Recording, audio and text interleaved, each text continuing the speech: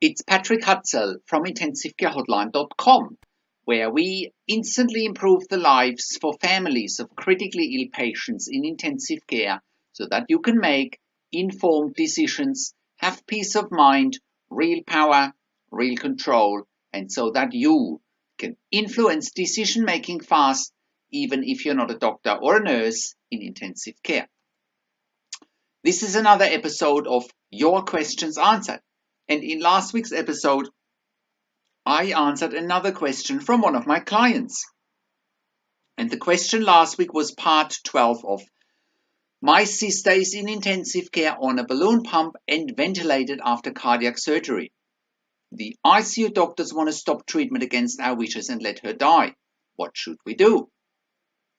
You can check out last week's episode by clicking on the link below this video. In this week's episode of Your Questions Answered, I want to answer the next question from one of my clients, Emma, which are excerpts from one-on-one phone and email counseling and consulting sessions with me. And the question this week is part 13 of my sister is in ICU on a balloon pump and ventilated after cardiac surgery. The ICU doctors want to stop treatment against our wishes and let her die. What should we do? You can also access previous questions part 1 to part 12 by clicking on the links below this video. And if you are watching this on YouTube, go and click on the link below this video. That'll get you to our website where you can access the written version of the one-on-one counseling and consulting session with my client Emma. So in this series of one-on-one phone and email consulting and advocacy sessions with my client Emma, you'll get real in-depth knowledge about cardiac failure in intensive care, how it works, the treatment and therapy options, how to wean somebody off the ventilator, and most importantly, you will discover how to not take no for an answer. You will witness how I can lead Emma in going from the intensive care team trying to coerce her and her family to agree to a withdrawal of treatment as being quote-unquote in the best interest for her sister, to challenge that and the intensive care team having to do everything within their power to save her sister's life and turning the dynamics upside down in Emma's favor. That's what happens when you have the right advice from a professional like myself who knows intensive care inside out and who knows how to manage the dynamics and who can take the fear away of being intimidated by intensive care teams. So, enjoy this consulting and advocacy session today.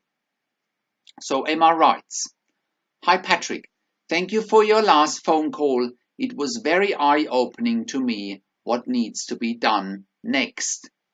I have asked my sister if she wants to continue to fight, and she nodded her head yes, and I asked her if she chose life, and she nodded her head yes. I will continue to do just as you say, taking it 24 hours at a time. I will call you with any other changes as it stands. I have requested to meet with the doctors. They should let my family know something on Monday. If not, I will continue to ask for a meeting." From Emma. So here is my response. "Hi Emma. Keep pushing for a family meeting sooner than later. Your sister wants to live. She has made that very clear over and over again, and you and your family want her to live, and that's the bottom line. The intensive care team as well as the cardiac surgeon have a duty of care towards your sister and towards your family. You may have to keep reminding them of that. Finding out their plans about either doing the surgery soon, later down the track, or not at all is important. They are avoiding you at the moment and need to face you very soon." So here's what Emma writes. "Hi Patrick, I just left from seeing my sister in ICU. As stated earlier, they have restarted the vasopressin and she is still on the dobutamine and norepinephrine. My family will request to meet with the doctors again tomorrow.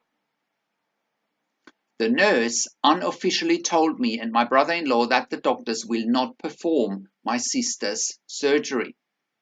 The nurse stated that the surgery site that they removed the heart pump from has not healed yet, and that my sister's surgery would have to be open and it would be too risky.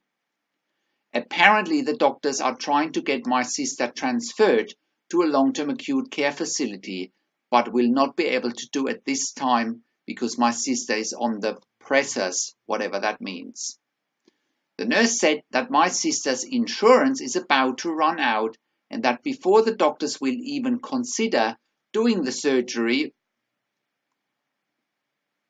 on my sister, she has to build up her strength. Also, the nurse advised us to call around to other hospitals. The nurse said she doubts that any other hospital will accept my sister because Methodist is top in the nation. Please advise from Emma. So, here is my response. Hi Emma. From a clinical perspective, I can see why they think it's too quote-unquote risky to operate on your sister's heart. What it means is simply that your sister is very weak at the moment. She initially had the balloon pump to help her stabilize a weak heart after cardiac surgery. Once the intra-aortic balloon pump was removed, she ended up on high doses of inotropes or vasopressors like the norepinephrine, the dobutamine, the epinephrine, and the vasopressin. The inotropes and vasopressors are considered life support. Overall, this is not such good news indeed. It looks to me like your sister's heart is struggling, which is why they had to either restart some of the pressors, also known as inotropes and vasopressors. Remember, Emma, last week your sister was on norepinephrine, vasopressin, and dobutamine. Vasopressin came off and norepinephrine and dobutamine remained on. The week before she was even on epinephrine, another vasopressor or inotrope. If they are referring that she's back on 4 different inotropes or vasopressors, they now have her back on the dobutamine, norepinephrine, epinephrine, and vasopressin. She was on all those inotropes and vasopressors a couple of weeks ago and now she's back on it. This means the heart is weakening again and can't cope without the drugs to maintain a physiological and decent blood pressure. Vasopressors or inotropes are increasing blood pressure and are also improving the contractility, also known as pump function of the heart. Vasopressors or inotropes are also considered life support in intensive care. And as I mentioned previously, a couple of things here, especially with the lower blood pressure, which is also known as the diastolic blood pressure, around 37 millimeters per mercury, it actually suggests that your sister is clinically dry and that they continue to aggressively remove fluids for mainly 2 reasons. Number 1, to keep the heart dry and keep fluids off the lungs, because fluids pushing into the lungs from a stressed and overloaded heart may cause breathing or respiratory distress, and she may well end up on a ventilator and intubated if they don't keep her dry again. And also, they will be managing the kidney failure.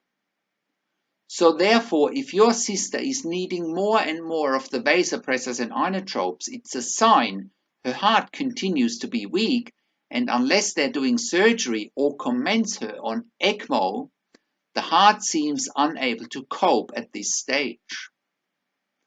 They should definitely be doing another echo or ultrasound of the heart to find out what's happening with her ejection fraction and if the inotropes or vasopressors are at least maintaining her ejection fraction. With all of this said, I'm by no means surprised that your sister came close to be intubated, and if the inotropes or vasopressors are not improving her heart, there is a very good chance she will need to go back on the ventilator again. If her heart remains weak and she remains on life support with the inotropes and vasopressors, the only option is either surgery or ECMO, a VAD, and potentially heart transplant.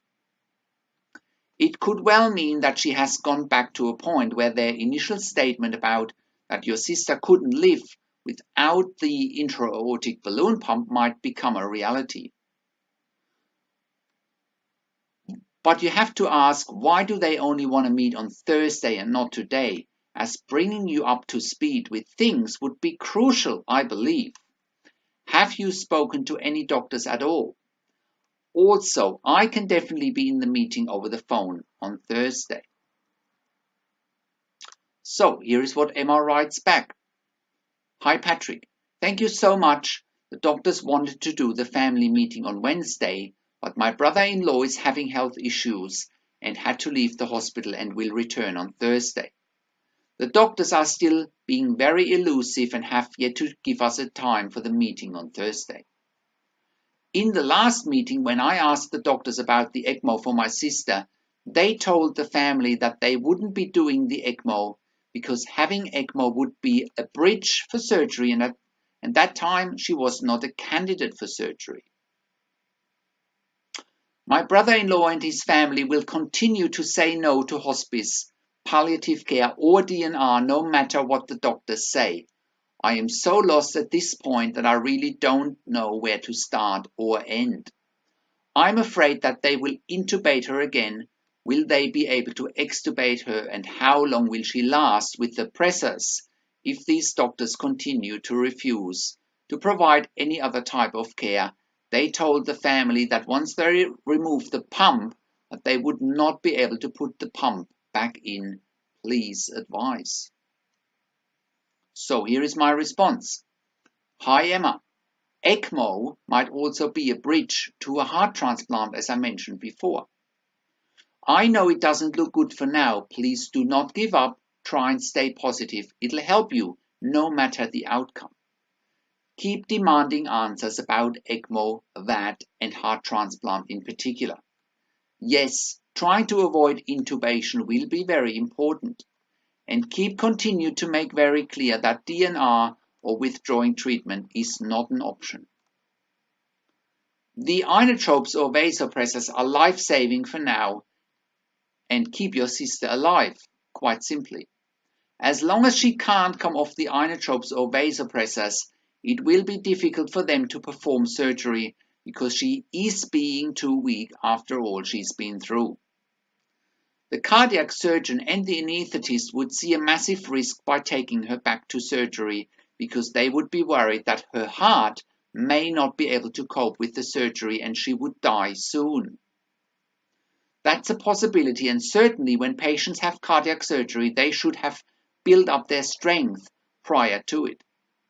Even so, not doing anything is going to be a big risk as well, and I can't see your sister improving without either doing the surgery or with being put on ECMO. ECMO would buy your sister time, and it would give the heart a chance to recover if possible at all. If the heart doesn't recover whilst on ECMO, she should be a candidate for a heart transplant. Keeping your sister off the ventilator would be important.